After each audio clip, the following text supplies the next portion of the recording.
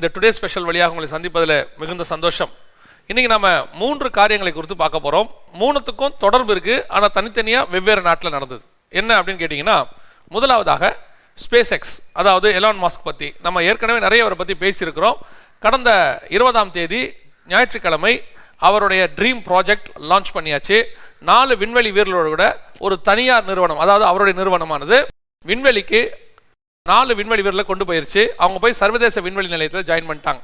இந்த Elon மாஸ்கோடைய plan என்னன்னு உங்கள் எல்லாருக்கும் தெரியும். ஒருவேளை தெரியாதவங்களுக்கு நான் திருப்பி சொல்கிறேன். அவருக்கு உலகம் முழுக்க ஃப்ரீ வைஃபை 12,000 சேட்டிலைட்ஸ் லான்ச் பண்ணி உலகம் முழுக்க ஒரு ஃப்ரீ வைஃபை கொடுக்கணும் அப்படின்னு. இந்த ஃப்ரீ வைஃபை அப்படின்னு சொன்னாலே அதில் ஒரு பிரச்சனை இருக்குது. ஃப்ரீங்கிற வார்த்தைக்கு பின்னாடி எப்போவுமே பிரச்சனை உண்டு. நாம தான் ஃப்ரீங்கிறத கவர்ச்சியான ஒரு வேர்டாக நினச்சிக்கிட்டு அதில் போய் விழுந்துடுறோம். உலகத்தில் எதுவுமே ஃப்ரீ கிடையாது, எல்லாத்துக்கும் விலை இருக்குது, விலை வச்சாச்சு. ஏன் நம்ம ஆத்மாவுக்கு கூட விலை இருக்குது, அதை இயேசு கிறிஸ்து தன்னுடைய ரத்தத்தை கொடுத்து வாங்கியிருக்கிறார். ஸோ அது நமக்கு ஆல்டர்னேட். அப்படி இருக்கும்போது ஃப்ரீங்கிற வேர்டுக்கு பின்னாடி ஒரு மிகப்பெரிய ஆபத்து இருக்கும். இப்போ எலான் மாஸ்க் சொல்லிட்டு இருக்கிறார் ஃப்ரீ வைஃபைன்னு சொல்கிறார்.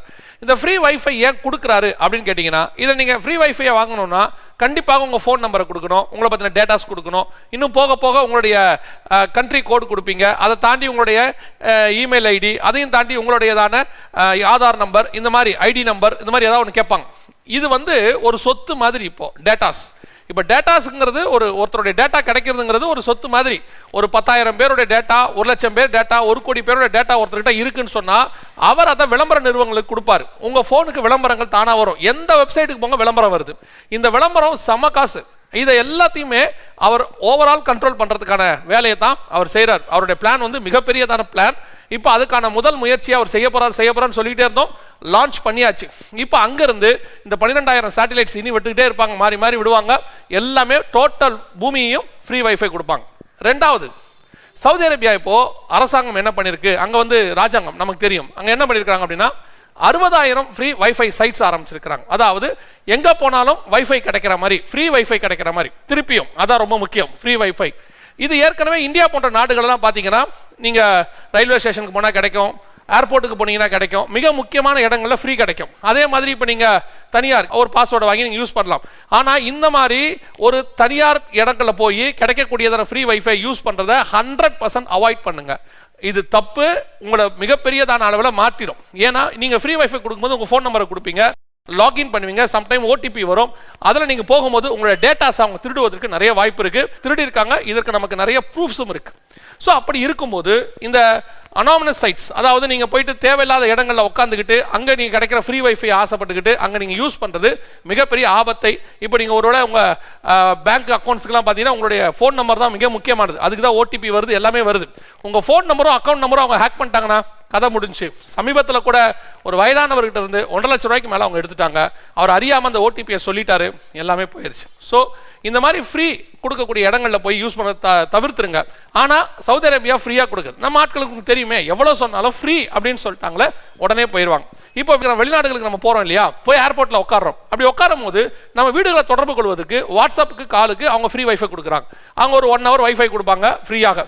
அதுவுமே ஆபத்து தான். அப்படி நீங்கள் பண்ணும்போது அங்கே இருக்கக்கூடியதான உங்களுடைய டேட்டாஸை ஹேக் பண்ணுறதுக்கு வாய்ப்பு இருக்கிறது. ஃப்ரீ வைஃபை ஸ்பாட்ஸ் நிறையா சவுதி அரேபியா உருவாக்கி இருக்குது, 60,000 ஸ்பாட். இப்போ இது 2வது பரிச்சுக்கோங்க. 3வது, ஸ்ரீலங்காலேருந்து வந்ததான ஒரு நியூஸ். என்னன்னு கேட்டிங்கன்னு சொன்னால், பண பரிமாற்றம், அதாவது ரூபா நோட்டு காசு இது மாற்றுறத குறைச்சி கொள்ளுங்கன்னு அங்கே இருக்கிறவங்க சொல்லியிருக்கிறாங்க. என்ன சொல்லியிருக்கிறாங்க, அரசாங்கத்தில் சொல்லியிருக்கிறாங்க. என்ன சொல்லியிருக்கிறாங்கன்னா, இதெல்லாம் கொஞ்சம் குறைச்சிருங்க, குறைச்சிட்டு கார்டு சிஸ்டமுக்கு வாங்க. ஏன்னு சொன்னால் இந்த ரூபா நோட்டு வழியாக வைரஸ் பரவுது. இது ஏற்கனவே இந்தியாவில் வந்ததான ஒரு செய்தி.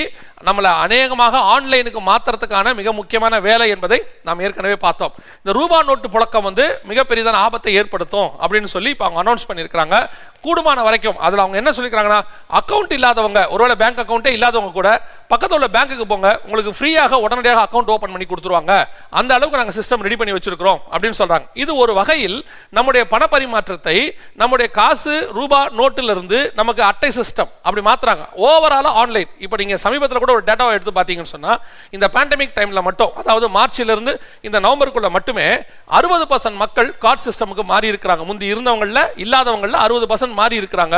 பல இடங்களில் கார்டு தான் இப்போ எடுக்கிறாங்க. அந்த கார்டுலேயே ஒரு படி மேலே போய் போய் இப்போ வந்து வைஃபை கார்டு வந்திருக்கு. அதாவது உங்கள் கார்டை அவர் வாங்கி ஸ்வைப் பண்ண வேண்டிய அவசியம் கிடையாது. ஏன்னா ஒருவேளை அவர்கிட்ட வைரஸ் இருந்துச்சுன்னா அதனால என்ன பண்ணுறாங்கன்னு கேட்டிங்கன்னா, உங்கள் கார்டை நீங்கள் அந்த மிஷின் மேலே வச்சாலே போதும், ஆட்டோமேட்டிக்காக அதுவே எடுத்துக்கொள்ளும். நீங்கள் பின் நம்பர் போட்டால் போதும்.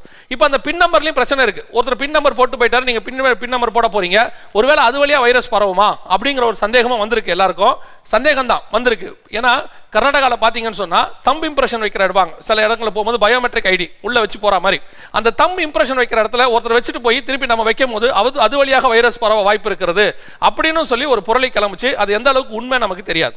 ஸோ இந்த மாதிரி சிஸ்டம் வரும்போது ஆட்டோமேட்டிக்காக எல்லாமே எங்கே ஆகிறாங்க, கார்ட் சிஸ்டம் மாறுறாங்க. சரி, இந்த மூணுத்துக்கும் என்னங்க கனெக்ஷன்? இவர் உலகம் முழுக்க ஒரு 12,000 சேட்டலைட்டை விட்டு ஃப்ரீ வைஃபைல எல்லாரையும் கனெக்ட் பண்ணுறாரு. அந்த ஃப்ரீ வைஃபையை நம்மளை வாங்க கட்டாயப்படுத்துகிறாங்க. எல்லா இடமும் ஃப்ரீ வைஃபை ஸ்பாட்ஸ் வந்துடும். இப்போ ஏற்கனவே எல்லா நாடுகளையும் வந்துருச்சு. அப்படி வரும்போது நம்ம அத்தனை பேருமே இன்னொரு பேண்டமிக், இன்னொரு வைரஸ், இல்லை இன்னொரு பிரச்சனை, இன்னொரு நியூக்ளியர் வார் ஏதோ ஒன்றின் மூலமாக இனி ஒருத்தரை ஒருத்தர் தொடர்பு தொடர்றது கூட ஆபத்துங்கிற நிலைமை வரும்போது நம்ம அத்தனை பேரும் இந்த தொட்டு இம்ப்ரெஷன் வச்சு கார்டை கொடுத்து அல்லது காசு கொடுத்து வாங்குற சிஸ்டம் முழுவதுமாக ஒழிக்கப்பட்டு பயோமெட்ரிக் சிஸ்டம் கொண்டு வருவதற்கான முந்தின ஸ்டேஜ் தான் இப்போ நடைபெறுகிறது.